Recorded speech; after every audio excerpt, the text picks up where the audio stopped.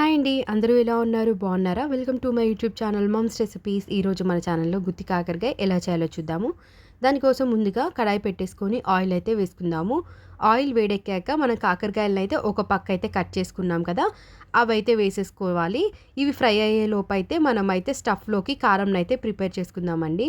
Mixie జార్‌లోకి కారం, ఉప్పు, జీలకర్ర అలాగే కోకోనట్ పౌడర్ అలాగే వెల్లుల్లి కూడా వేసుకొని మనమైతే వీటిని మంచిగా పౌడర్ లాగా పట్టేసుకోవాలి. ఈ లోపైతే మనకి కాకరకాయలు అయితే ఫ్రై అయిపోయి ఉన్నాయండి.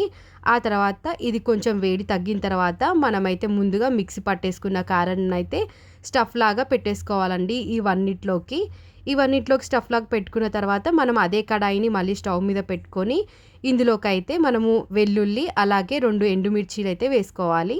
ఆ తర్వాత ఇందులోకి పోపు దినుసులు కూడా వేసుకొని ఇవి కొంచెం వేగిన తర్వాత మనం స్టఫ్ చేసి పెట్టుకున్న కాకరకాయల్ని అలాగే మిగిలిన కారం పొడిని అయితే వేసేసుకోవాలి. ఇవన్నీ ఒకసారి బాగా మిక్స్ చేసుకుందాం. ఒక 5 మినిట్స్ మగ్గిన తర్వాత అంతే, ఎంతో టేస్టీ అయిన గుత్తి కాకరకాయ రెడీ.